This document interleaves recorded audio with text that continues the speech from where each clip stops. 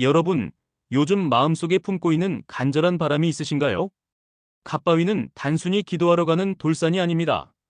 누군가는 이곳에서 인생이 바뀌었다고 말합니다. 그리고 오늘 이 이야기는 당신에게도 그럴 기회가 될 수 있습니다. 당신이 지금 가장 바라는 소원이 무엇이든 잠시 이 영상과 함께 해보세요. 그 간절한 마음이 향할 수 있는 단 하나의 장소. 갓바위는 단순한 돌이 아닙니다. 수많은 이들이 새벽을 걸어 찾아가고 어떤 이들은 실제로 인생이 바뀌었다고 말합니다. 이건 어쩌면 당신을 위한 이야기일지도 모릅니다. 그리고 당신 가족에게도요. 왜 사람들은 매일 새벽 그 돌산을 오를까? 갓바위. 단순한 기도처가 아니다.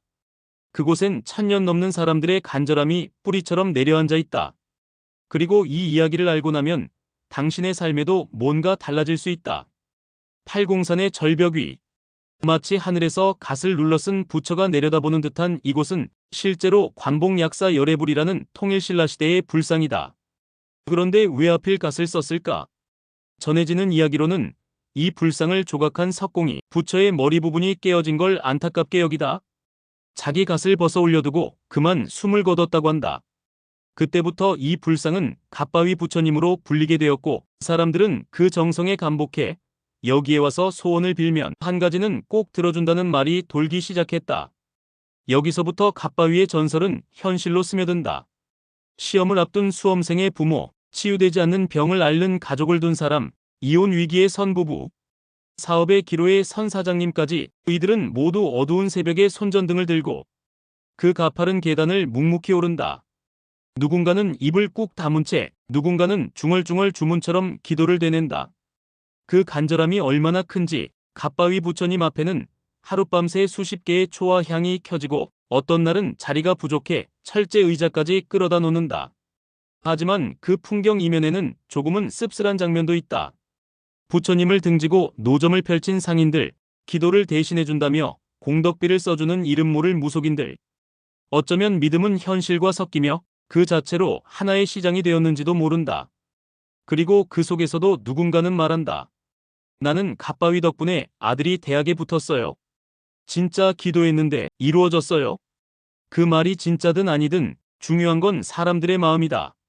그리고 그 마음은 1000년을 넘어 지금까지 이어져 있다.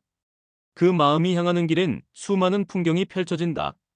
갓바위를 오르는 길은 두 곳이다. 앞길로 오르면 계단이 많고 시간이 많이 걸리는 코스다. 뒷길로 오르면 가파르지만 한적한 숲길이 반겨준다. 중간쯤에는 다른 사찰도 있어 가다 보면 공양을 얻어먹는 이들도 있다. 어느 날은 스님이 나와 따뜻한 미소와 함께 차 한 잔을 권하고 또 어떤 날은 계단 옆 평상에서 할머니들이 손수 만든 된장국을 퍼주신다. 주차장은 생각보다 넉넉하고 식당가에선 팔공산 명물인 산채비빔밥, 도토리묵, 따끈한 수제비가 사람을 유혹한다. 기도 전으로 허기진 몸을 달래기에 딱 좋은 공간이다. 갓바위로 향하는 길은 곧 팔공산을 품은 길이고 그 끝에는 대구의 대표 사찰, 동화사도 이어진다. 그러니 이 길 하나만 제대로 걸어도 신앙, 음식, 자연, 역사를 한 번에 느낄 수 있는 셈이다. 이 모든 걸 모르고 단지 소원만 비는 곳이라 생각했다면 당신은 갓바위가 주는 또 다른 보상을 놓치고 있는 겁니다. 갓바위 정상에 오르면 단지 신앙의 위엄만이 아니라 탁 트인 풍경이 마음을 시원하게 씻어줍니다.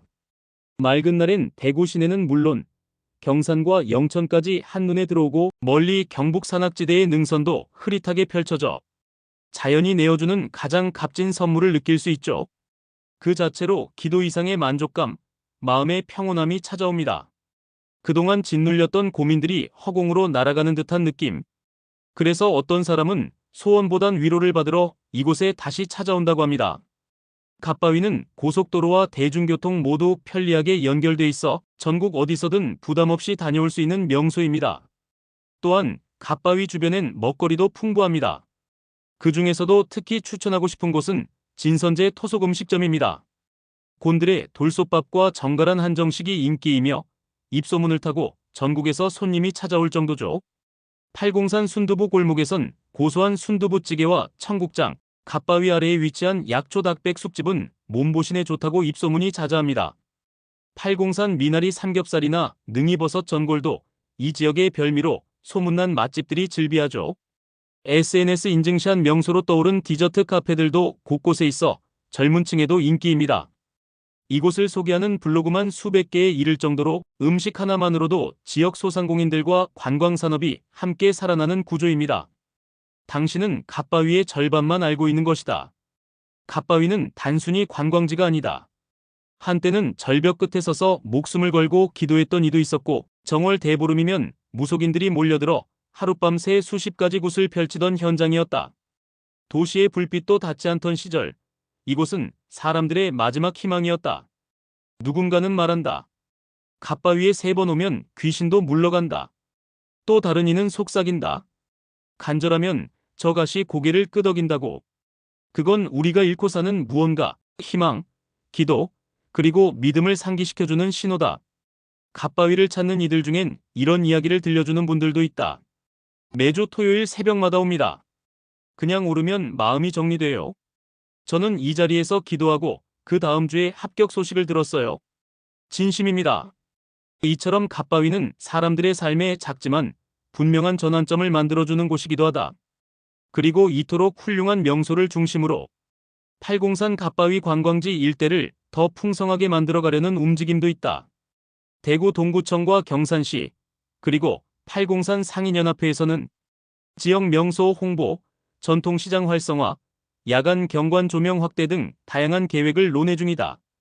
더 나아가 매년 가을에는 팔공산 문화재와 연계한 걷기대회, 불빛축제 또는 지역 청년 예술가들이 참여하는 야외 버스킹도 함께 열리면 어떨까?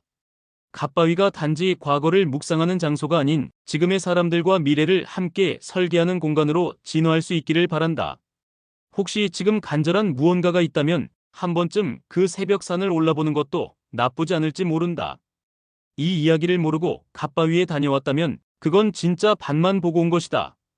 다음 시간엔 대구 어딘가에서 더 깊고 더 놀라운 이야기로 찾아오겠습니다. 이 작은 콘텐츠 하나가 지역을 알리고 사람을 움직이게 한다면 그게 바로 우리가 역사를 이야기하는 이유입니다. 그리고 오늘 이 이야기 조금이나마 마음속에 남았다면 구독과 좋아요는 그저 버튼이 아니라 이 여정을 계속 이어가는 힘이 되어줄 겁니다. 함께 해주셔서 감사합니다.